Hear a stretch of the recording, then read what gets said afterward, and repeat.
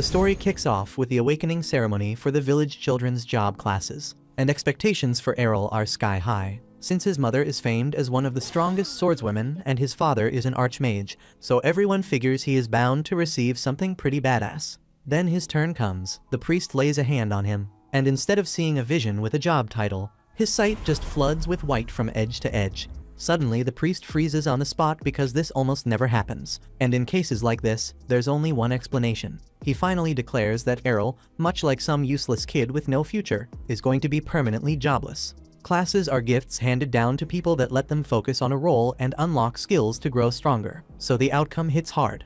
His parents and sister had spent the whole morning hyping Errol up, convinced he'd end up with some top-tier class, so the moment they hear he's marked as jobless, the shock spreads through the hall. Even so, they still adore him, immediately scrapping their retirement plans and joking that Errol can freeload in the basement for the rest of his life, if that's what he wants.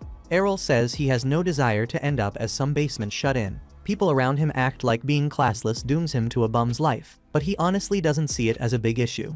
Of course, getting a cool class that made him strong right away would have been nice, but he's already spent years training with his mother on the sword, and the fact she hasn't accidentally killed him with her insane strength has to mean he's improving, so he refuses to feel down. Even if it takes him more effort than others who rise faster, he's ready to keep pushing until he's on par with his parents. Errol's family are glad to see his optimism holding strong, so they cheer him on once more and say he's bound to be well known someday. Errol values their support, but training can't be delayed, so he makes his way to the fields alone.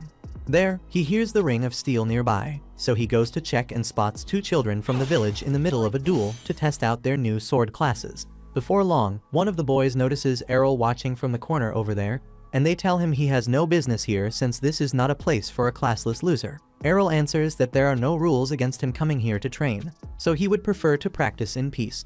Even so, the kids are intent on establishing dominance over Errol, so they say they will be nice and show him what a sword class bearer can do. The two of them start sparring again right in front of Errol, blades tapping and feet sliding, and he finds himself a little impressed.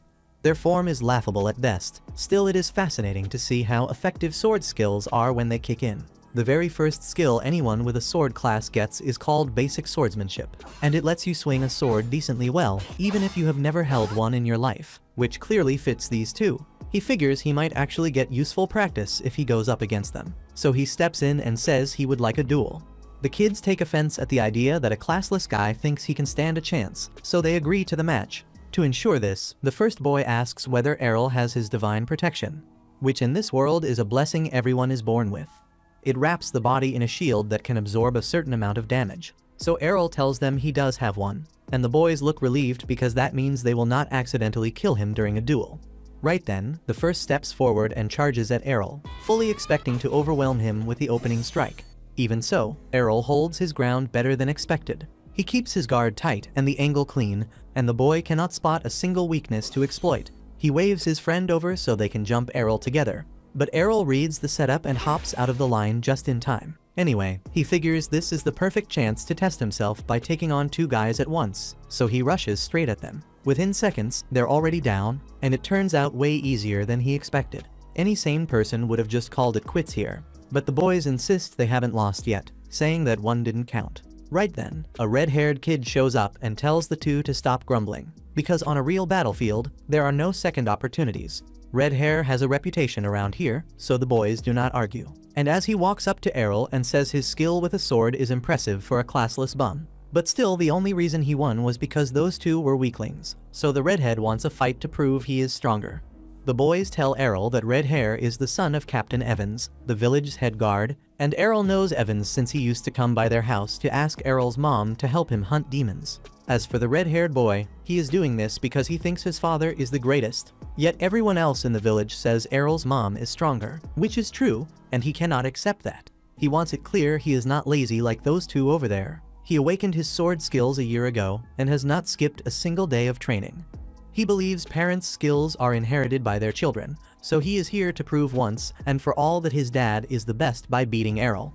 Errol calls him out on his crap, and even so he's always up for a challenge, so he accepts the duel. Soon after, the duel begins, and they start clashing blades at high speed. The other two boys watch from the side, astonished that Errol can keep up with an intermediate swordsman like Redhead. After a few minutes, Errol can tell Redhead is much stronger than the other two, but his anger keeps clouding the way he thinks. With one broad slash, Redhead is left wide open. Errol moves in, ready to take full advantage, closing the distance and aiming straight for Redhead's neck. Yet at the last moment, Redhead uses a skill to counter. Then Errol blocks the first strike, but the second sends him crashing into the wall. At that point, Redhead is stunned that Errol managed to block one of the slashes at such close range. He still took the hit in the end, so the win goes to Redhead. Errol asks for an explanation, and Redhead says the move he used is Twin Blade, an attack skill that lets him throw out 2 strikes in a single swing. The Red Boy admits Errol is far better than he expected, and says he respects that. Yet he insists someone who is classless would never be able to defend against a sword skill like that. Even so, Errol takes it as a personal challenge and vows to find a way to overcome it. A few days later, Errol's sister comes into his room to wake him, and mornings do not suit him at all. Right now, he's way too busy trying to get back to that dream that would probably ruin his reputation if anyone knew about it. So he just ignores her and goes back to sleep. Astaire then says she'll kiss him first and only after that tell everyone about the weird noises he was making in his sleep if he doesn't wake up. And that's enough to get him out of bed. They both head to the kitchen for breakfast, and Astaire keeps trying to kiss Errol, while their mom just laughs it off, even though it feels way too awkward since they're actually blood related. Once everyone finishes eating, Astaire asks whether Errol plans to go to his special training again today, and he confirms it. Still, she does not understand why he has been pushing so hard lately. She tells him he should take a break every now and then, yet Errol has no plan to rest until he becomes the best. So as soon as breakfast ends, he goes out to continue his training. After that, Astaire starts to worry because he has been coming home late every day since he got beaten up at the training grounds. Still, Farah is sure Errol can take care of himself, so there is no need to fret. Then she takes Astaire out back and shows her a chest full of broken swords. From the way those blades are worn down, you can tell Errol is putting in real effort to get stronger. So they decide to let him work as hard as he wants to, and stop holding him back. At the same time, out in the forest, Errol is testing his new move against a tree, convinced he has finally nailed it. He let Redhead hit him with the same strike countless times just to figure out the pattern, and after grinding on it for days, he can now unleash Twin Blade Slash whenever he wants. During this time, a goblin has been spying from the bushes, and even after seeing Errol swing, it still charges like an idiot. Errol reacts fast, cutting across its chest, and the creature drops before it even hits the ground. Right then, he hears a deeper growl in the woods, heavy and close, and just as he thinks of pulling back, a child's scream cuts through the forest, so he grits his teeth and charges in on his own. Before long, he finally reaches the place where he heard the scream, finding Redhead pinned against a tree by a hobgoblin. The boy is badly wounded, so Errol knows he has to step in, but he can't charge recklessly with the creature still a huge threat. He holds back and waits as the monster edges closer, and right when it's about to finish Redhead off, Errol spots his chance and cuts it down with a twin-bladed slash in one clean strike. With that settled, Redhead is still badly hurt, so Errol shares some of his standard issue holy water so he can recover. Then the kid thanks him, and with the niceties out of the way, demands to know how the hell Errol managed to do that, and points out in disbelief that Twin and Slash is a complex move that only comes off by using a skill, so Errol admits it is complex. Yet once he broke down the pattern and the timing, he could replicate it cleanly, and honestly, he should be thanking Redhead since throwing it at him over and over made the technique readable. Even so, Redhead refuses to accept it, and he is certain a skill-based strike must hit harder, so he asks Errol for another spar right here. Right then, the two square up, and just as expected, Errol matches Redhead's twin slash, then goes a step further and adds a third cut that catches Redhead off guard and knocks him off. It is called twin and slash for a reason, so it should cap at 2. Yet because Errol is not invoking a skill to perform the sequence, there is no real limit on how many slashes he can chain. From there, Redhead is floored by the realization that Errol is simply better, and Errol walks off so smug you would think he is about to join the Avengers. After a few days, Errol is having tea with his family, and Farah mentions that Evans's child has decided to head to Brescia, the city of swords, to train. Right then, Errol realizes he is probably the reason the Redhead suddenly chose to leave town for training, and the city of swords sounds tempting, so he starts considering making the trip as well. 5 full years roll by from that day, and Errol decides it's finally time to head out for Brescia, the kingdom famous for its elite swordsmanship. Both his mother and Captain Evans trained there, so Errol's goal is simple: reach their level and then go beyond it. On the road, he travels with a few strangers, 2 of them strong swordsmen who could hold their own anywhere. The man has the barbarian class, while the woman carries the dual-wielding class. They both want to polish their skills in Brescia too. Even so, they can't seem to get along, snapping at each other every few minutes. The cart driver tells them to chill since they're all bound for the same place. Yet the man's a cocky misogynist who says the woman should go back to scrubbing dishes. Before they can argue again, the driver yells for everyone to draw their swords because something's coming their way, and the sudden tension makes the two kids in the cart panic and beg the barbarian to save them. But that guy lives up to his lousy class. He's a cowardly bastard who says he won't risk his neck for anyone, then dives off the cart and bolts without hesitation. The woman runs after him, saying everyone's on their own out here. The cart driver starts sweating, wondering if he can outrun the horde with his passengers still on board. Then Errol hops down without saying a word and starts walking straight toward the monsters. The driver shouts for him to run while he still can, but Errol ignores it, rushing the first orc and stabbing it clean through the heart. The driver and the two kids freeze at his speed and precision as Errol uses instant transmission, flashing in and out, cutting orcs down one after another. Before long, he's surrounded on all sides, which means the dash skill won't work anymore.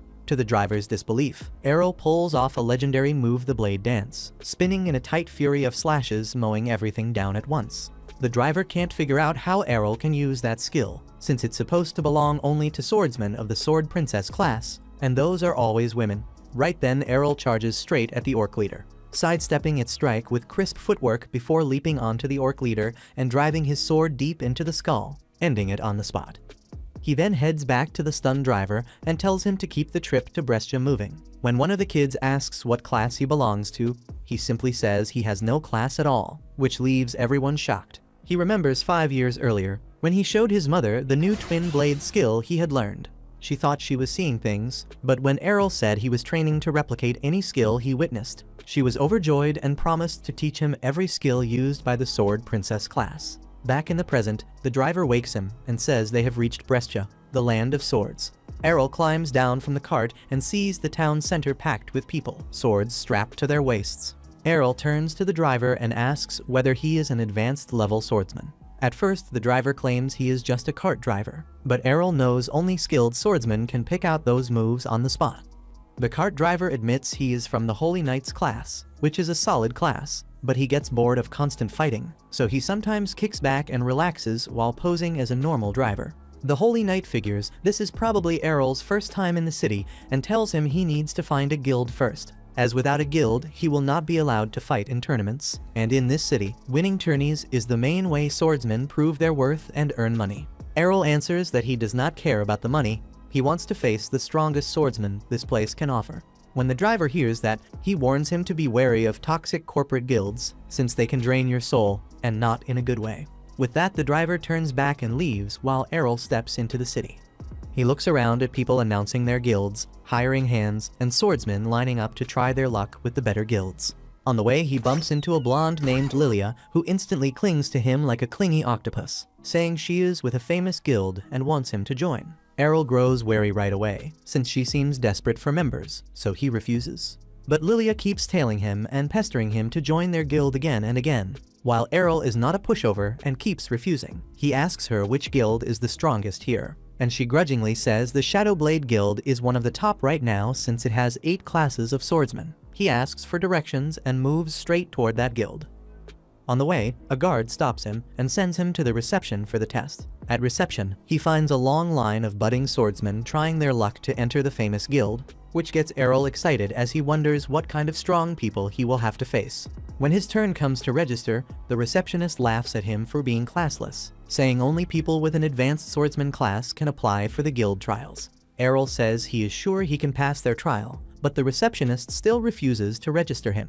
Feeling down, he turns to leave and spots 3 ranked swordsmen entering the hall, treated like celebrities the moment they step in. He does not care about the show, and he turns to other guilds, yet one by one he gets rejected everywhere because he does not have a class. After that, he heads back into the city, taking out the letter his mother gave him and told him to find her old guild, since they will surely help him find something. He wonders if his mom knew he would run into this much trouble, and he stays thankful anyway. Before he can read the letter, Lilia latches onto him again, saying they are still ready to take him in, but Errol refuses again. She starts begging him to join the guild, telling him to do it as a charity, then points at a beautiful guild house and says it is her guild.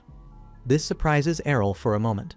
Lilia says their guild, called Dragon Fang, used to be the best in the country for a very long time, but lately it has gone to crap, and right now they are the weakest. Even so, she wants to bring it back to its former glory. The name Dragon Fang clicks in his head as he remembers his mom once telling him about her guild's leader, a dual-wielding swordsman who chose the name Dragon Fang after his special move. He quickly pulls out the letter to check the name, and sure enough, it is the guild his mom was talking about. He decides to go in with her, which makes her very happy, but the moment they step inside, he finds an old drunk man with only one arm slumped on the couch. The man tells Errol to head somewhere else since this guild is doomed and walks off. While Lilia explains he is her father, once the second best swordsman in the city, yet after losing his arm he has not been the same. Errol, however, surprises her by saying he wants to join the guild, and this makes Lilia really happy, and she quickly drafts an agreement. Errol fills it out and hands it back to her. She reads it and then asks why he left the class column blank. Errol replies that it is because he has no class. Suddenly, Lilia snaps and draws a sword, claiming she thought he might be an advanced class swordsman since he was acting so hard to get. But before she can say more, the door opens and a red-haired beauty named Rhiannon walks in. Lilia runs to her at once, crying that this classless idiot tricked her into joining the guild. This grabs Rhiannon's attention, and she looks toward Errol, saying she never expected to see him here. Errol is confused and asks how she knows him, and Rhiannon looks surprised, saying they came from the same village and trained together. That still does not ring a bell. Yet at last he realizes the red-haired boy he fought so many times before was not a boy at all but a girl. Lilia knows the tale as well and asks Rhiannon if this is the classless guy who beat her when she was young. She always figured the story was a myth. Even so, Rhiannon is still stuck on that loss and challenges Errol to a match on the spot. The fight begins and Rhiannon fires off the twin slash attack, which Errol thinks he can counter without much trouble. To his surprise, Rhiannon's slashes burst through his own and hammer him straight in the chest. That throws him off for a moment, yet Rhiannon reveals she has the power swordsman class, which is why she can wield a sword 5 times heavier than a normal sword, which means she brings 5 times the force with every strike she throws. Errol is impressed that she has kept her speed even with the heavier blade. Still, that speed is nothing next to his own speed. Next time she attacks, he creates an afterimage of himself, distracting Rhiannon while he appears behind her and hits her in the back. Rhiannon is rattled and tries again, but the result stays the same. She cannot believe Errol is using a technique reserved for the most advanced level swordsman. At the same time, Errol realizes she is too tanky to drop with his normal attacks, no matter how clean the hits look. While Lilia watches in shock, Rhiannon knows it too and tries to finish the duel with heavy blows. But Errol uses his mother's signature counter, slamming Rhiannon to the ground and ending the fight right away. With that, Lilia's attitude flips completely, and she welcomes him to their guild once again, then tells him their guild is buried under crippling debt right now. And to climb out of debt, they will have to enter the tournaments and fight as a 3-man group against other guilds that will bring all 5 members to each match. Even so, Errol is excited by the chance to face strong opponents, and he looks forward to the opportunity to hone his skills even more. The following morning, Errol wakes up and meets Rhiannon and Lilia to go over the next step for the guild.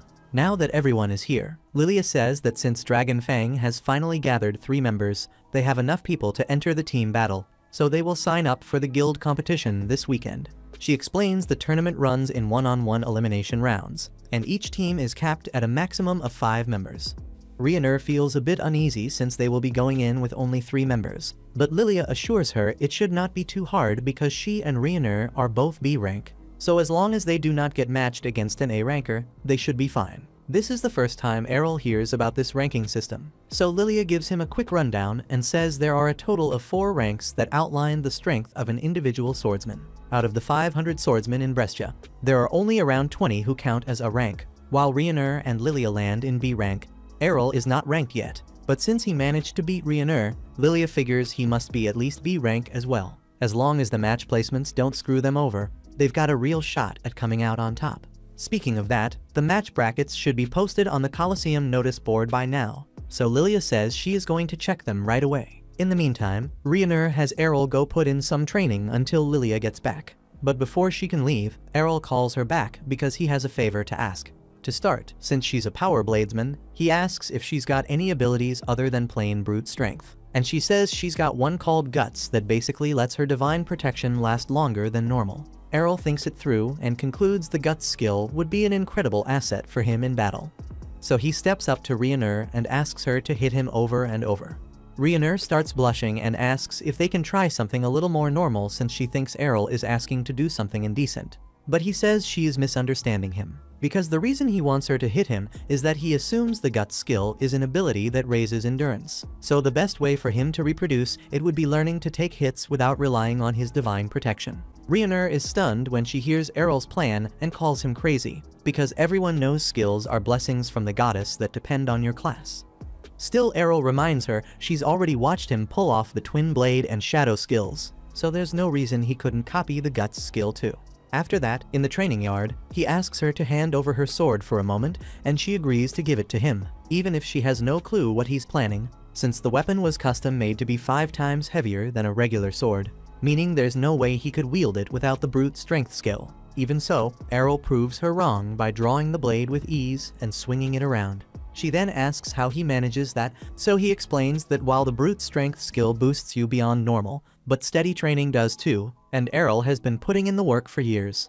Ryunur concedes she was off the mark and agrees to help with his training, but she warns that if he wants her to hit him, she will not hold back, and she does not want to hear complaints afterward.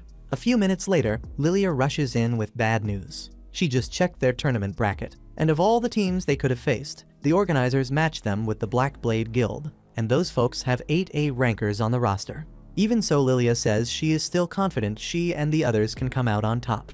Now that she's done talking, she notices Errol with his head buried in the ground and his butt up in a ridiculous pose. Ryunur explains he is the one who asked for this, and despite the heavy bruises, Errol does not seem bothered, so he gets up and asks what is for lunch. The day of the guild competition finally arrives, and once the group reaches the arena for their match, they overhear a pair nearby saying Dragon Fang drew Black Blade and ran into bad luck. They remember Dragon Fang used to stand among the top guilds, but they will not risk their money on underdogs, so they are putting everything on Black Blade. Lilia is offended that those guys think Dragon Fang will lose, so she starts marching over to set them straight, but Ryunur holds her back because it is not worth the trouble. Errol does not care whether people believe they will win, but he is surprised to learn gambling is allowed here.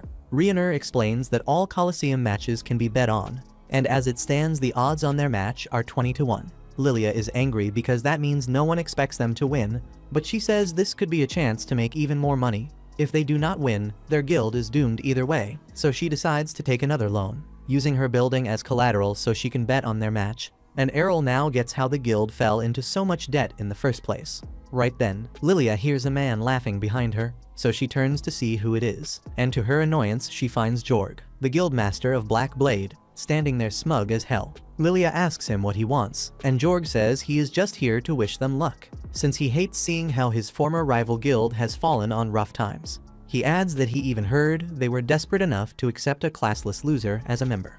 Lilia tells him that it is none of his business, and Jorg replies that he went through a lot of trouble to make sure their guilds would face each other in the tournament. So of course he wants to know who Dragon Fang has on its roster. Lilia snaps that it's none of his damn business, and Jorg fires back that he went out of his way to make sure their guilds would clash in the tournament. So naturally, he's curious to see who Dragon Fang's got on their lineup. That is only if they manage to pull off a miraculous victory against Black Blade's A rankers. A little while later, it is time for the day's main event, so Errol and the others walk into the arena and check the list of Black Blade's combatants. Errol is surprised the guildmaster did not enter, given how personally invested he seemed in crushing them in this match. He wonders if Jorg might be going easy on them, but Lilia and Ryunur point out that Black Blade's lineup is stacked with their strongest A rankers, so this is going to be an insanely tough fight. Hearing that, Errol gets fired up since it means he will get to see a lot of new skills, and Lilia reminds him the fate of Dragon Fang hangs in the balance here, so he needs to take this seriously. Once the match officially begins, the announcer introduces Black Blade's first fighter, the fencer Geo, and when she moves to announce Dragon Fang's combatant, she pauses for a second because the roster says she is supposed to introduce someone named Errol who is classless, which she thinks cannot be right. The crowd starts murmuring among themselves because they cannot believe a classless nobody actually decided to enter the tournament, and Geo takes it as a personal insult that he has to face a weakling like Errol. As soon as the fight starts, Geo fires off Blink Dash to close the gap and stab Errol through the chest, and to his shock that target turns out to be an afterimage created by Errol's shadow skill. He is not sure how a classless fighter can use a move like that. Yet he adjusts quickly and begins working out a plan to deal with the afterimages. He ends up making a fatal mistake, thinking Errol can only create 3 afterimages, and once he cuts down the third, he drops his guard for a split second, careless at the worst possible time, giving the real Errol the perfect moment to rush in and finish the fight. Geo drops to the floor unconscious, and the arena erupts at the sudden swing in momentum. Lilia and Rionur both trusted Errol to win, yet Rionur never thought it would be this easy, and the crowd looks just as stunned. Errol, on the other hand, is bothered that he could not parse how Geo's thrust skill functions during the fight, so he decides he will study it later. After that, Errol's next bout is against a dual swordsman. As the boy rushes in, Errol cleanly parries the first strike and answers with a twin blade slash that flips him off his feet in one fluid motion, securing another win. His third opponent is a barbarian, and since Errol has only faced swordsmen so far, the barbarian tries to catch him out with a kick. He is nowhere near quick enough to surprise Errol, so Errol uses Blink Dash to slip behind him and cuts across his neck to end the round. Rionur can hardly believe Errol just removed the third A rank fighter by himself, while Lilia is thrilled because if fortune holds, Errol might run the board and take all 5 on his own. Rionur tells Lilia it sounds as if she does not want to fight in the tourney at all, and it sounds that way because it is true. She knows damn well that in Errol's position, she would have fallen in under a minute. There is no way she could manage a head-to-head with an A-ranker, which is why she is pouring everything into cheering for Errol as if her life depended on it. In Errol's next match, he faces a shield bearer, and breaking through the man's guard proves tricky, though Errol is still outpacing him. After that, the shield bearer gets angry and accuses Errol of lying about being classless, saying there is no chance someone without a class could have blown through the last 3 that easily. Errol answers that his wins come from pure effort, and the shield bearer laughs, claiming that effort can never beat the power of classes. Still, Errol points out that if that were true, the man would not be getting his butt handed to him by a teenager. The shield bearer charges and tries a shield bash to knock Errol over, but Errol reads it, counters with a kick, and knocks the shield clean out of his grip. The shield bearer panics, saying he recognizes that kick, and Errol tells him it is likely because he copied it from the barbarian in the previous round, although he has not perfected it yet. While talking, he resets his stance and drives another kick into the shield bearer's side. The man cannot believe what is happening, insisting there is no way Errol should be able to pick up such a skill so casually. Errol admits that some techniques take real time and effort to perfect, but the easy ones he can copy after seeing them just once. So to back it up, he picks up the fallen shield and knocks the shield bearer out cold using his own move. That marks his 4th win, and even though Errol's strength is obvious, the crowd begins doubting that he is truly classless. They claim he is faking it and start shouting for a disqualification. Because of the uproar, the organizers contact the Guild Association and request a copy of Errol's original class assessment. The announcer asks if he is fine with sharing his personal info with the crowd, and he says he does not mind if it settles them down. She then projects Errol's assessment card for all to see, and clear as day it reads classless, so everyone finally accepts that he is not pretending. Lilia laughs and says if she had known Errol was this strong, she would have pawned more of her dad's treasures to place an even bigger bet. Rionur worries about Lilia's gambling habit, yet she admits Errol's power is far beyond what she imagined. The final Black Blade fighter steps onto the stage, and Errol can tell at once this opponent is a cut above the rest, so he braces. Masamune is impressed that Errol senses the danger and keeps his distance, since his plan was to lure him in and end it instantly with an ultimate move. As soon as Errol hears ultimate move, he decides the risk is worth it and steps straight into Masamune's range. The moment he is close enough, Masamune draws his sword and unleashes a lightning-fast strike. For a split second, it looks like Errol's neck has been cut, but in the next moment he disappears. Masamune freezes in shock, trying to grasp what just happened, when Errol suddenly appears behind him and says that while Masamune is fast, he was trained by someone even faster, so his reflexes are on a whole different level. Errol then unleashes the ultimate technique he learned from his mother, the Piercing Tempest, and the strike hits Masamune head-on, knocking him out cold and making Errol the clear winner. Still unable to process what just happened, Rionur and Lilia hug each other, realizing they won without lifting a finger. As Errol walks off stage, Lilia jumps in for a hug, and he instinctively sidesteps since Astaire used to pull the same weird stunt all the time. Then he sees Rionur standing there with her arms open, ready for a hug, and she suddenly realizes what she's doing, her face flushing as she apologizes for getting carried away. Errol grins and says he would not have minded a hug, though he wishes she had taken off her armor first so there would be some actual comfort. Meanwhile, from the stands, Jorg watches Errol and the others celebrating their victory and vows to make him pay for this humiliating defeat. That evening, as they got back to the guild house, the place turned lively fast with drinks passed around. And Errol stayed stunned that Lilia was even old enough to drink, while she calmly said she was a grown woman. Even if she looks a bit small, she still cannot wrap her head around Errol dropping 5 ranked swordsmen from the country's top guild all by himself. From there, she decides she should court him because he feels like a way out of poverty and obscurity for her, and she goes straight to asking for his hand, saying she can satisfy every dirty desire he keeps hidden. Yet Errol holds that true Sigma attitude and turns her down on the spot, adding that he would rather be with someone closer to Rhiannon instead. Right then, Rhiannon flushes bright red and pushes up from her seat, telling Errol to stop talking that way just because he wants to brush Lilia off. Still, Errol was genuinely weighing it and not just tossing words around, asks why she thinks he is making fun of her, and she answers that when they were kids he called her a man during their sword fight. Then she claims everyone who has met her says she has no womanly charms, while Errol glances down and sees 2 very full tanks right there in front of him and disagrees without holding back. Lilia realizes Rhiannon has no idea what her biggest strength is or how to play it to her advantage. So at that point, Lilia decides there is nothing to fear from her and she can stay focused on her own plan. With that, she slides a hand to Errol's legs, saying he must be worn out from all that fighting, then tells him to meet her in the bedroom so she can take care of his 3rd leg as well in a way that will help him relax. Rhiannon gets flustered immediately and tells Lilia to stop with the weird talk. Yet Lilia gives a small smile and says she only plans to give him a well-earned massage after such a heavy day, and she keeps her gaze locked on Errol while she says it. But to her surprise, Errol answers with sudden eagerness that he would prefer a massage from Rhiannon, and his version of a massage means getting pounded into the ground by Rhiannon out on the training yard, while he drills reinforcement magic that she wields so effortlessly through her training. So he asks her to go hard so he can learn the rhythm of it. Lilia watches from the balcony and wonders whether Errol even understands what a massage actually is. Before long, the non-stop racket wakes Lilia's father, who staggers down to the training ground totally hungover and grumbling about the noise, saying they don't need to vent their frustration over losing the tournament, since that's exactly what he'd expect from a bunch of useless guild rejects. That moment, Lilia tells him they actually won their match, and not just any match, it was against the current top guild in the country.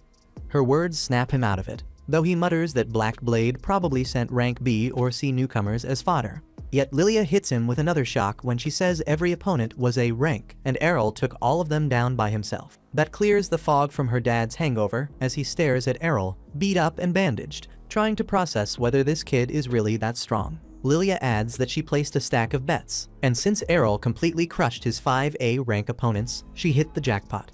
So now they are not only out of debt, they even have enough coin to cover operations for a while. Even so, her dad stays grim and says that if by some stroke of luck this kid is truly that strong, the bigger and richer guilds will swoop in and poach him, so she should keep her hopes low. Lilia says boldly that he can relax because she is going to marry Errol soon, which would bind them for life and keep him right here with their family. Errol answers that he is not doing anything like that. Then he turns to her father and says Lilia might be a little unhinged at times, but at least she's not the kind of loser who gives up on everything. That barb lands hard as her dad fixes him with a dangerous look. Errol misses the warning and keeps going, saying he should quit moping and start acting his age since he still has one good hand and can carry a sword in that hand. That flips a switch in her dad, who grabs Errol by the collar and tells him to stay away from matters he knows nothing about. Then he growls that a dual-wielding swordsman who cannot dual-wield is a waste of oxygen.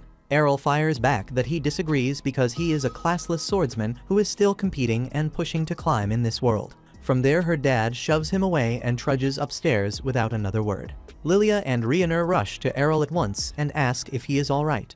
Then Lilia apologizes for her father's outburst while thanking Errol for speaking up.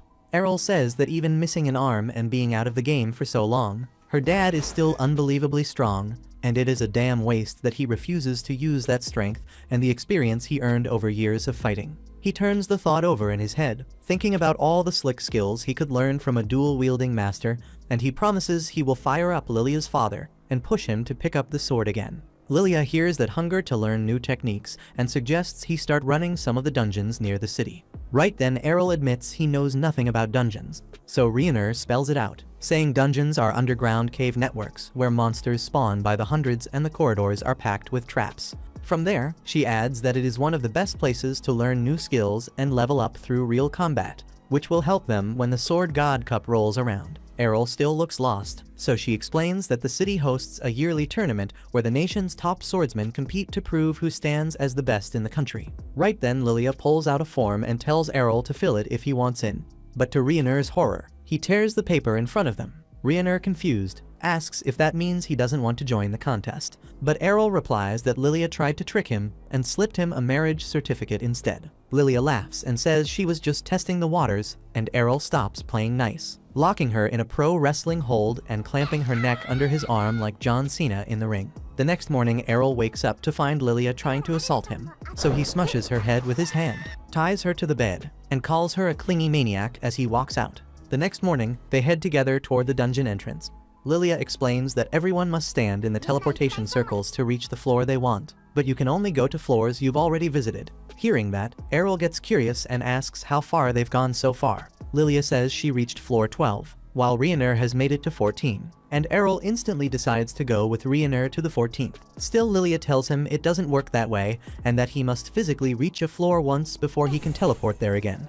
That kills the mood, since Errol wanted to fight the strongest monsters right away. Even so, Lilia tells him not to worry because she knows a short route that will take them to the lower levels fast. After that, they agree to the plan, but Lilia tries to get Errol alone, saying Rhaenyr can continue her floor 14 run since Errol doesn't need two guides. She starts dragging him off, yet Errol isn't that easy to manipulate and asks Rhaenyr to come with them. With that, they step onto the first floor and are attacked immediately by two knights in armor. Errol draws out his sword and clashes with one while Rhaenyr faces the other head-on. He quickly notices that even in heavy armor, the knight moves with surprising agility, but it's nothing he can't handle. So he uses his dash step and slices the knight's head clean off, and as the helmet falls, he realizes the armor is empty, powered only by the dungeon's mana. The knight rises again without a head, and Rhaenyr says these things have no real weak spot and feel no pain. So Errol changes tactics and goes for the legs, and that decision pays off as the magic knight collapses hard onto the ground.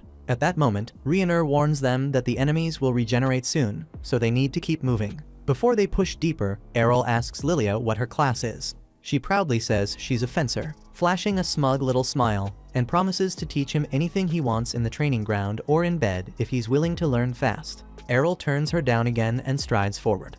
Before they reach the second level, they hear cries for help echoing from a nearby door. When they get closer, they find a man drenched in blood, kneeling on the ground and begging for help. Rhaenyr suggests carrying him to the surface, but the man refuses, claiming his friends are still inside and got caught in a deadly trap.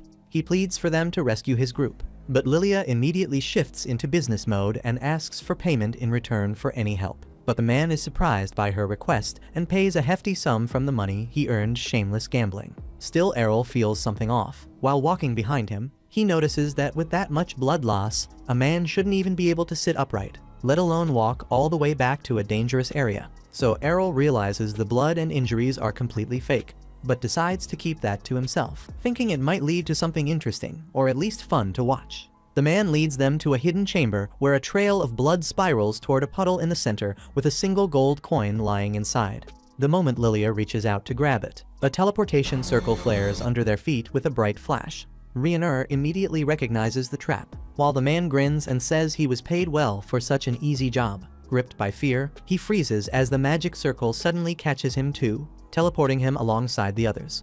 They land on a floor even Rhaenyr has never seen before, meaning it lies below the 14th, though there are still no signs of enemies. The fake victim starts trembling and stammers that this is supposed to be the lowest floor of the dungeon, where the advanced sword god is said to dwell.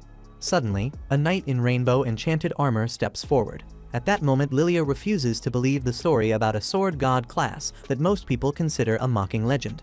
Errol, however, instantly senses the danger and shoves Lilia out of the way as the sword god unleashes an aerial slash so powerful it splits the dungeon walls. Without wasting time, the sword god rushes Errol, and he barely gets his sword up in time to block the blow. He's thrown into the wall, but realizes he's only still standing because of Rhaenyr's brutal training that toughened him up by beating the crap out of him in the yard. Just then, he slashes back at his opponent. Yet the knight is insanely fast and uses advanced footwork to dash away. From there, Errol actually smiles, claiming this is the perfect chance to test himself for real. His party reels at that. Still, he snaps into the same divine step technique to close the gap and keep up the pressure, unleashing a flurry of strikes that the armored foe manages to block clean. The knight gives ground but activates a skill that spikes the gravity across the chamber, pinning the others to the floor. Yet Errol stands firm, remembering the time he trained with his mom and had to give it everything just to stay on his feet. Back then, when his mother went on the offensive, he couldn't respond at all. But this time it's different, as Errol uses the gold coin to nullify the attack, opening a narrow gap and charging through with all his power. He unleashes one of his strongest techniques, called Infinite Break, and the knight bursts apart under the strike, leaving everyone in the room stunned. Then Errol drinks a bit of holy water to steady himself, and from there, the group safely exits through the teleportation spell. Meanwhile, back at the bar, Rod is back to drinking when he overhears 3 young idiots bragging about tricking the new members of the Dragon Fang Guild into a trap, saying those poor fools probably won't be coming back. Rod walks over and smashes their table with a single punch, demanding they spill everything they know. But Jorg cuts in and calls him a good-for-nothing drunkard, wearing that smug grin that makes your blood boil. Rod instantly realizes Jorg set the whole thing up, which means the odds of his daughter surviving are close to 0. He lunges at Jorg, but gets shoved aside, beaten and hopeless, kneeling there wishing he could save his little girl. A sudden voice from the doorway grabs his attention, and he turns to see Lilia, Errol, and Rhiannon walking into the tavern, talking about how hungry they are after the run. Lilia spots her dad and the ugly Jorg at the same time, then freezes as Rod rushes forward, hugging her tight and thanking God that his daughter is safe. Meanwhile, Lilia immediately calls Jorg out, saying they squeezed every detail from his crony, who confessed it was Jorg's plan from start to finish. As expected, he shamelessly denies everything, saying everyone is responsible for their own safety in the dungeons. After that, Rod tells Jorg he won't get away with this, but Jorg just laughs and calls him a booze-soaked loser before strolling out. After that, as soon as he gets home, Jorg starts trashing his room in rage, unable to believe that a kid like Errol has surpassed him. Then a sword resting on the stand starts to speak, promising to help him achieve his goal if he sets it free. The next morning, Lilia and Rhiannon were sitting in a lounge, and Lilia looked genuinely anxious because the preliminary pairings for the tournament had gone up. She had just learned she would be matched against Errol, so in her head, the path to the finals already looked closed. At that point, Errol told her not to take it too hard, since at her current skill level, the odds of winning the whole thing were already pretty thin. And even so, that kind of honesty did nothing to lift her mood. But fortunately for Rhiannon, she was placed in a different section from Errol in the preliminaries. Still, she would have to cut through a pile of strong opponents, so she needed to bring her best if she wanted to clear the early rounds this year. Lilia also intended to give it everything, even knowing there was no chance she could beat Errol, so she said she was heading back into the dungeon to train again today. Just then, she asked Errol to come along since she wanted him there as protection if something went wrong. But he honestly did not feel like diving a dungeon again. Just then, Rod stepped out to see what the commotion was. After hearing that Lilia planned to enter the dungeon again, he warned her to be extra careful because there was no telling when Jorg might lay another trap, and he said he could not bear to lose her. Lilia could see her father was truly worried, so she assured him she would keep her guard up at all times, and hearing that came as a huge relief. Errol was taken aback by Rod's sudden change in attitude. After nearly losing his daughter to Jorg's cruelty, Rod had realized he could not remain a weakling just because he lost an arm, so he had decided to begin training again. Sometime later, the day of the Sword God Cup preliminaries finally arrived, and a huge crowd gathered to watch all the swordsmen and swordswomen square off. Lilia ended up dropping her first match to a big random guy despite all the practice. She felt damn upset about it. So Errol tried to comfort her by saying the result had been inevitable, so there was no need to beat herself up. But even then, that did not make her feel any better. Errol had won all of his fights up to that point, so the next fight for this bracket would be the finals. And while Lilia knew exactly how strong he was, she warned him to keep his guard high because the woman he would face carried a lot of unusual skills. Errol wonders what Lilia means by unique skills since he figured he had already seen just about every trick the dungeon could throw at him. Even so, Lilia explains that up to now Errol has only gone up against pure swordsmanship skills. That woman is a magic swordsman, which means she can weave spells into the blade and fight while her weapon stays enchanted. Errol is surprised there are no rules against using magic in a tournament meant for swordplay. Still, it does not bother him in the slightest. He walks onto the stage, and the first thing the girl says is that being a magic swordsman is fully allowed by the tournament. So she does not want to hear any excuses about magic being against the rules after she wins. Errol says he is always ready for a good challenge. The match starts and the girl immediately starts spamming fireballs, forcing Errol to keep hopping around the ring to evade everything she throws. He tries to blitz and so he can strike up close, but she parries hard and instantly pops a fireball to shove him back. By this point, Errol has a solid read on what the girl can do, and he admits it must be convenient to threaten both long and short ranges that way. Even so, he adds that her overall level sits mid-tier, because she has not truly mastered either magic or swordsmanship. The girl bristles and says Errol will not be talking that way once she uses her ultimate technique on him. Then she channels magic and cloaks her sword in fire, and the crowd perks up because it is a rare sight. She starts throwing waves of flame at Errol, and he is genuinely impressed because the wild snaking motion makes it hard to read where the next strike is coming from. So he tells her it will be a spectacular skill once she truly masters it. But for the moment it is basic enough that he barely needs to move to flick the flames aside. If the girl's swordplay were even on Lilia's level, then the flaming blade might have given him real trouble. Instead, she came banking on raw firepower to bulldoze the bracket, so it will not take much to beat her cleanly. The girl boils over with rage, to the point her hair looks red, and she yells there is no way a classless loser could ever beat her. In the next moment, Errol uses twin blades slash to snuff the fire on her sword, then dashes straight in and knocks her out. With that, Errol is declared the winner of this prelims section. Even as the cheers roll around the arena, the only thing on his mind is whether there is special training he can run so he can learn to use magic as well and fold it into his style. A few days later, Lilia shakes her dad awake from a nap and tells him it is time for Errol's match in the Sword God Cup. But Rod says he is not going. Lilia starts tugging on his big arm and begs him to get up because their guild already has registered seats. Still, he absolutely refuses to attend the tournament. Lilia then asks if he is worried he might run into Jorg there, yet he says that is not the reason. He explains that a few days ago he started training again, and it made him realize how rusty he has gotten. It might even be a challenge for him to win the Sword God tournament in his current condition. Hearing her dad talk about winning the whole thing, as if it were the bare minimum, really pisses Lilia off because she could not even qualify for it. She tells him he is coming to the arena today, whether he approves or not, and drags him off the couch so he can get dressed. Once Rod is ready, he and Lilia head toward the arena, and as much as he kept fussing about not wanting to go the tournament, Lilia knows he would have gone to watch in secret anyway, since he never misses a chance to see his guild members perform well, and Rod cannot deny that. At the same time, over in the arena, Rhiannon fidgets in her seat because she is truly nervous about her match.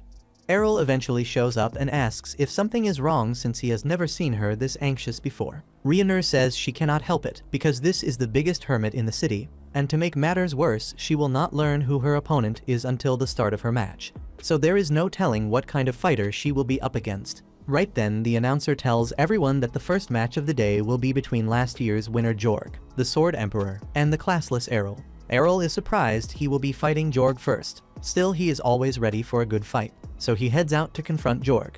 Meanwhile, as Jorg steps into the arena, everyone is shocked to see he somehow found a way to make himself even uglier than before. Errol can feel evil energy rolling off him. Rod and Lilia sit in the stands, and Lilia wonders why Jorg now looks monstrous, while her dad can tell something is seriously wrong. Right then, Rod notices the sword in Jorg's hand and yells to stay away from him at all costs because that blade has a powerful demon sealed inside it. The demon is surprised because it did not expect anyone to recognize the sword so quickly.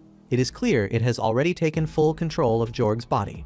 The legend says the blade the sword god used to kill the demon was cursed with a grudge, so the demon's soul now lives inside that blade. Even so, that sword was supposed to be sealed away in the royal vault.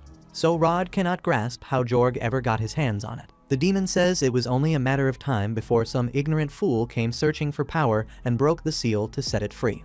That fool turned out to be Jorg, and now the demon Gelda declares he will wreak havoc across the world. Even so, no one understands why he chose to sit tight and wait for the tournament to begin before showing himself if his only goal is to destroy everything. Rhiannon cannot believe Gelda is actually here, since she learned in history class that an evil deity summoned this demon in ancient times to burn the world down, and most people treated that story as nothing more than a myth. Suddenly, the crowd realizes this is not a stunt, and panic erupts. People surge for the exit screaming, and Gelda drinks in the shrieks with twisted delight. Even so, before anyone reaches the gates, Gelda throws up a barrier that seals the entire arena, trapping every soul inside. No matter how hard they push, no one can break through, and Gelda says he will take his time and butcher them at his leisure. Right then, he notices Errol squared up and ready to fight. Gelda finds it amusing that a rat would raise his blade instead of begging for mercy. Errol answers that he is confident he can win. After all, long ago a sword god defeated Gelda, so the demon is not invincible. Gelda admits that part is true, since a sword god did strike him down in the past. But based on Jorg's memories, there is no living sword god right now, which means there is no one around to stop him. Errol tells Gelda he just got two things wrong. First, there is at least one sword god still alive in this world. Second, even though Errol is not a sword god himself, he is still certain he can beat Gelda straight up. Gelda bursts out laughing and calls Errol delusional. Yet the humor dies fast when Errol snaps into divine step. He races the gap and almost takes Gelda's head off in a single pass. Gelda stares in disbelief, since only a sword god should have that technique, and demands to know how Errol acquired it. But Errol isn't interested in talking, so he launches back into the offensive, driving strike after strike into Gelda. That's when Gelda's mouth curls into a smirk, as he remembers he now rides in the body of a sword emperor, so every swing he throws lands with terrifying force. He leaps high and hammers a direct hit into Errol's shoulder. Dust billows across the arena, and when it settles, Errol stands there perfectly fine. Gelda cannot process how a kid shrugs off a blow that heavy.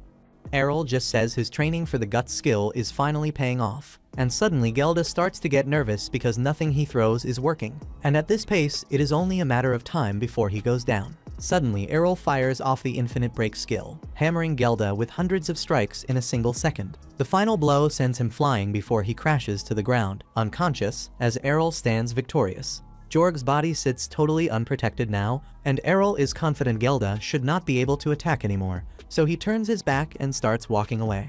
At that moment, Gelda is spitting every curse in his head because he refuses to be sealed again. Even so, he knows there is no way he can beat Errol head-on, so he figures his best move now is to get away from Errol as fast as he can. To pull that off, he needs a new host strong enough to escape, and for a moment he considers Ryunur, but Errol is standing too close to her. So instead, he sets his sights on Rod. All at once, Errol notices the demon sword rip free from Jorg's hand and streak toward the stands, jumps in front of Ryunur, and the blade explodes upward on impact. Suddenly, as the smoke clears, Gelda appears inside Rod's body with his sword pressed against Lilia's neck, shouting at Errol to let him go or his fiancée will die. Errol answers flatly that he was never engaged to Lilia, and Gelda calls it a bluff since he can read Rod's memories and remembers every time Lilia told her father she would make Errol her husband. Errol suddenly does not feel like rescuing Lilia at all, so he squares up to strike anyway. Ryunur tells him to hold it because Lilia is still their friend. Errol says there is no real reason to panic since he does not think Gelda can hurt Lilia in the first place. Gelda takes that as a dare and moves to slice Lilia's throat to prove how heartless he is. Yet his arms refuse to move. Rod is still awake inside, and there is no way he lets his own hands murder his daughter, so he starts fighting back, forcing Gelda out of his body. In a panic, Gelda offers Rod the power to regain his former glory if he just gives in, and not too long ago, Rod might have actually accepted that deal. Thanks to Errol, he understands now that with enough hard work, anything can change, so he no longer needs Gelda's power. Rod takes back control, hurls the sword toward Errol, and Errol meets it in the air, slicing it into pieces with ease as the crowd erupts in cheers, amazed at how effortlessly he defeated Gelda. A few days had passed since that horrific incident, and surprisingly, it ended up helping Lilia's guild. Ever since Errol won the Sword God Cup, word spread that Dragonfang was set on reclaiming its old place as the strongest guild in the city. Hearing that, a flood of eager young swordsmen signed up, all expecting lessons from the Sword God Cup champion, Errol himself. But unfortunately for them, they found a mentor far more seasoned and far stricter than Errol in the form of Rod, who changed after the last incident and regained his confidence. He begins drilling the new members relentlessly with the same fire he had before.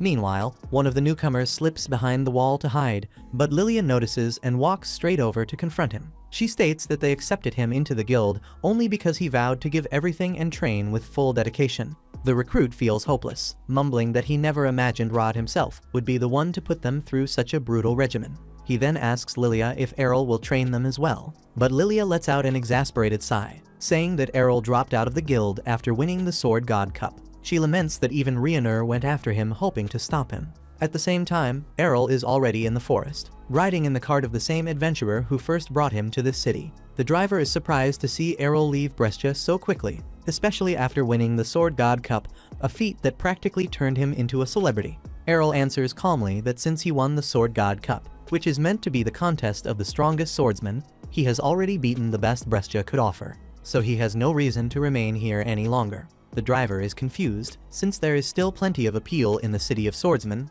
especially when you hold the title of the strongest in town. But Errol refuses to stagnate in a place that can no longer challenge him. The driver stays puzzled, but Errol explains that he wants to find out whether he can now defeat his own mother in a sparring match. After a short while, he reaches his village and tries to slip into his house quietly to surprise his mother, who is out picking flowers. But his mother is far too seasoned and senses him at once, calling his name. Errol smiles, knowing he was caught by the world's strongest fighter and not by some talentless woman. His mother turns around and gives him a long measuring, saying he seems to have put a fair bit of experience under his belt now. Errol replies that he managed to win the Sword God Cup, and his mother looks genuinely delighted at that, saying they now have 2 people in the family who have won that competition. Errol smiles at the praise, but in the blink of an eye his mother vanishes and reappears right in front of him, holding a flower up to his face, asking whether it smells good. Errol is stunned by that sudden burst of speed, realizing he would have been finished if that flower had been a sword. He looks at her and says she saw straight through him and already knows the real reason he came back here. His mother chuckles softly, saying she would not be his mother if she could not read what he wanted just from the look in his eyes. She tells him that if they spar here they will end up wrecking the entire house and proposes having their match at the training ground behind the mountains. The scene shifts to them face to face with swords in hand. She smiles softly, curious to see how strong her son has become and how much he has changed since their last fight. But Errol warns her not to take him lightly since he has improved a lot since the last time they stood across from each other on the training field. His mother simply smiles and in an instant appears before him and strikes with her sword. Errol manages to block the blow, sparks spraying around as he braces to hold her back. She says she does not want him thinking she is not taking this seriously. Errol tunes out her words, knowing that even a moment of distraction could be disastrous for him. Knowing her patterns from training, he goes on the offensive, determined to win against her. Then he sidesteps her sword before leaping into the air and using Divine Slash and Twin Air Slices together at her. His mother parries with ease and asks whether he used the 2 skills at the same time. Errol says he did and asks what kind of skill she used to stop his attacks, which confuses her as she says she simply swung her sword and nothing else. Errol is shocked, realizing his attacks are easy enough for her to handle that she does not even need to use any skills to deal with them. They keep crashing into each other, sending heavy shock waves that scare the village residents, who wonder whether 2 monsters are trading blows in the forest. Errol keeps pressing the attack, using aerial leap to jump through the air to reach her, but she repels him and they both drop back to the ground. His mother smiles and says it is time to go all out as she releases her sword's divine power. Errol follows suit, and their blades collide once more. Over in the village, Rioner arrives to find it almost empty, then heads to Errol's house to see if he is back. The door swings open to his younger sister Mira, who is clearly unhappy about a stranger asking for her brother. With a smug grin, she calls Rioner a milk cow and says they do not need any extra milk today, trying to slam the door. But just then, Errol and his mother return, both bruised and battered from their sparring. He is surprised to see Rioner in the village and says he was in the forest having a sparring match with his mother. His mother looks proud and says Errol has grown much stronger and even defeated her today. Errol smiles and says they were evenly matched, and he managed to win purely through strength and nothing else. Rioner stays stunned, since his mother is an actual mythical sword god. Errol says she would have finished him easily if she were at her prime. Even in this worn state after leaving training years ago, she was still the toughest opponent he has ever faced. They head inside and sit to talk over some cake, and his mother is keen to know how Errol came to know this pretty young lady. Errol says they used to live together in the city, which puts a sparkle in his mother's eyes as she wonders if this is the one. Rioner clarifies at once that they were in the same guild and nothing more. After that, she remembers why she came and asks Errol why he left the guild so abruptly. He explains that he already left a letter of resignation, but Rioner doesn't let it go, saying he should have at least talked to them and said goodbye before leaving. Errol just shrugs, saying there was no competition left in the city anyway, so staying made no sense. His mother asks if Rioner came all this way because she was worried about Errol. Rioner refuses and says she actually came to become a student of his mother, so she can learn all the techniques she has to offer. Errol's mother answers by asking whether she wants to learn how to become a good housewife for Errol. Before Rioner can argue further, a voice very familiar to her calls from the front yard, where Evans, Rioner's father, calls out to Errol's mother and says they need to leave for the forest immediately, since insanely strong monsters were there not long ago and have destroyed half the forest. Farah thinks fast and says she and Errol already went there and dealt with the monster, and it will not trouble them any further. Evans is relieved and says he will inform the village that there is no need for an evacuation right now. He notices his own daughter Rhaenyra and says she is looking more and more like her mother every single day. Then he asks why she is here, but before Rhaenyra can reply, Errol's mother cuts in and says Rhaenyra wants to learn how to become a good wife. Rhaenyra argues that she just wants to be a good swordsman, and Errol's mom tells her not to worry, since she will teach both swordsmanship and wifely duties. With that out of the way, Errol goes upstairs to his father's study and finds him bent over his desk with a spread of magical symbols. He greets Errol and says he is on the verge of a breakthrough that might become his ultimate technique, but Errol doesn't seem interested and tells him he has finally defeated his mother and now wants to learn magic instead. Hearing that, his father congratulates him for defeating the sword god, but calmly adds that it's still impossible for him to learn magic. Back in the kitchen, his mother hands Rhaenyra a knife to show her how to chop some vegetables. Rhaenyra completely obliterates the cabbage and the table in one swing, so I quietly prayed she'd stop before reaching the cucumbers. Errol's mom and sister just stand there in shock, and the poor woman starts wondering if cooking was ever a good idea in the first place. A little while later, Errol and his father repair the table, and once they're done, his father demonstrates his magic by fixing a broken mug. As they return the tools to the shed, he reminds Errol again to stop trying to use magic, insisting it's impossible for him. He explains that with swords, Errol could train every day and keep improving, and the pile of broken blades in the shed stands as proof of his effort. But trying to learn magic without a mana pool is like trying to hold a sword without fingers. It simply can't be done. Errol turns to him and asks how he's so sure that he doesn't have any mana. His father answers that if Errol had any, he would have received a class long ago. That's when Errol explains how while training with Rhaenyra in Brescia, he once used up all the holy water the guild had, which angered Lilia, who complained their debts were already bad enough and his holy water obsession was making things worse. So she threw him a bunch of mana recovery potions instead and told him to drink those. Ever since that day, Errol says he's been able to feel a faint flow of mana inside his body. His father's curiosity sparks immediately, and he decides to test it himself. He guides Errol to release a bit of mana into his palm, and to his surprise, Errol manages to do it, but then collapses unconscious. When Errol wakes up, he asks what he should do to learn magic now.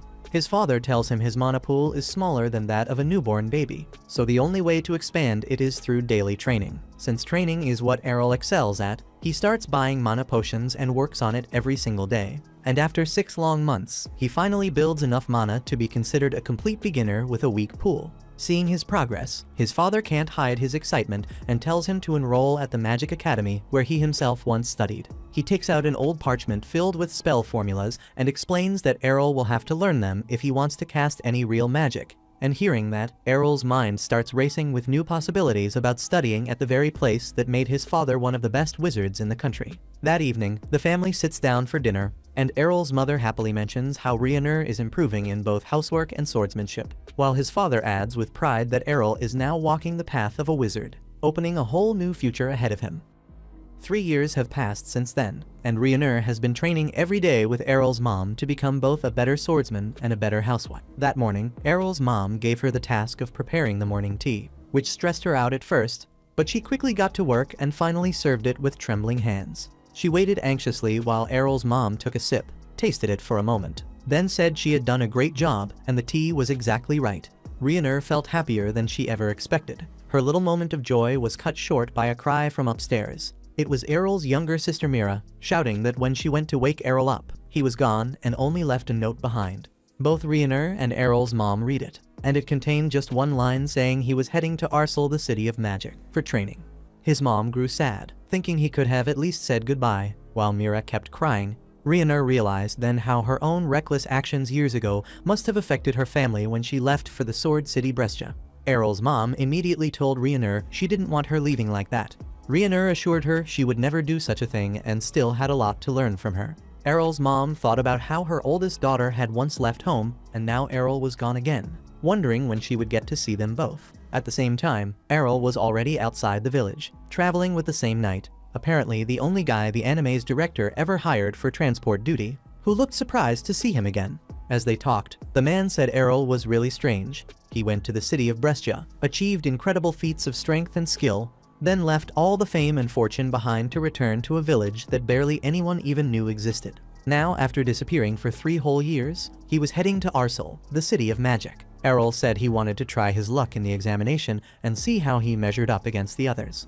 At that moment, a boy named Kaido asks Errol if he is also heading to the Magic Academy entrance exam, saying it is strange since Errol looks much older than the usual candidates. Before Errol can answer, a girl named Kufa cuts him off and scolds him for making fun of people, saying it is obvious Errol has just been failing the exam for years. Before Errol can explain that this is actually his first time going to that city, Kufa tells him it is admirable to see weak people trying to overcome their limits. The red-haired boy and the blue-haired girl start bickering right away, while the green-haired girl, Colette, tries to calm them down but completely fails. The red-haired boy turns back toward Errol and asks what kind of magic he specializes in, proudly saying that he uses red magic. Errol starts thinking back to when his father taught him about the various types of magical affinities. Black stands for dark magic, white for light, yellow for earth, green for wind, blue for water, and red for fire. But since Errol had no natural affinity, his father made him practice every kind of magic he could. Snapping back to the moment, Errol tells the boy that he does not really know what magic he can use since he does not have a class. The boy looks surprised, but the blue-haired girl scoffs and calls him a loser, saying he must be joking since no classless person could ever dream of taking the Magic Academy exams. The red-haired boy spins back toward Errol, furious, and tells him to quit making fun of them. Errol says he is not and shows them his class card, which clearly proves that he is classless. The young candidates stare wide-eyed, saying he will never be able to pass the exams. But before Errol can respond, a thunderous roar echoes from the forest, shaking the trees around them. Errol immediately recognizes it and says it must be a troll king awakening from a long sleep. The boy panics, yelling that they need to run because the troll king is insanely strong, and the blue-haired girl shouts at the damn driver to move fast. The driver turns in horror and says the roar scared his horses so badly they have already fainted. The blue-haired girl realizes there is no escape, so they will have to fight. She quickly lays out a plan, telling the red-haired boy and the green-haired girl that even though it is a troll, if they work together, they can bring it down. But their confidence crumbles when the Troll King finally steps out of the forest, towering over them with a massive club in hand. The red-haired boy tries to calm the girls down, saying that even though it is huge, they just need to stay focused and find a way to beat it. Before they can act, the troll lets out another earth-shaking roar that rattles the ground beneath them. The girls drop to their knees, trembling and clutching each other, realizing their magic will not be enough to stop the beast. The red-haired boy keeps his cool, trying so hard to look fearless that even the troll seems a little confused. He jumps out of the cab, steadies himself, then draws his magic wand and gathers all his mana before launching a fireball straight at the troll's face. For a brief moment, they think they might stand a chance, but when the smoke clears, the troll steps forward completely unharmed and angrier than before. The boy used every bit of mana in that spell, leaving him with nothing to defend himself or even run away. The troll charges toward him, but suddenly a massive explosion engulfs the area and turns the monster into ashes. Everyone stares in shock as Errol steps out from behind, saying he might have overdone it a bit. The boy is stunned, and the girls whisper among themselves that explosion magic is an extremely advanced type of spell used only by the strongest mages. Errol ignores the chatter and goes to the horses, casting a healing spell to wake them back up. When he turns around, he finds the red-haired boy on his knees begging for forgiveness and asking Errol to take him as his master so he can become a great wizard one day. Errol tries to tell them they have it wrong and that he is not a master, only an examinee. He shows them his class card again, but the green-haired girl insists that he must be a great mage hiding his identity with a fake card. Seeing that he cannot change their minds, Errol decides to continue on his way toward the city of Arsal. A couple of days later, they arrive early in the morning. The city lies between a large lake, surrounded by drawbridges on all sides that control who enters and leaves. Once inside, the boy tells Errol he must be taking the exam for red magic, meaning they will be together, while the green-haired and blue-haired girls will take the earth and water exams. That is when Errol learns the courses and tests are divided according to magical affinities, and he quietly hopes they will not reject him like they did back in Brescia for being classless. To his surprise, when he reaches the reception desk, the receptionist smiles, stamps his card, and gives him his roll number. Errol asks if it is really fine even though he has no class, and the receptionist replies that everyone has the right to take the exam and no one will be treated unfairly. He realizes this place is completely different from Brescia and moves toward the testing grounds. There, he sees several students lined up as one of them fires a small fireball at a metal knight and passes the test. Before he can figure out what his own task will be, a blonde boy steps into the arena and asks the instructor if it is fine to destroy one of the metallic dolls. The instructor looks confused at first, then checks the boy's card and realizes he is an advanced magic user, a class so rare that everyone nearby goes silent.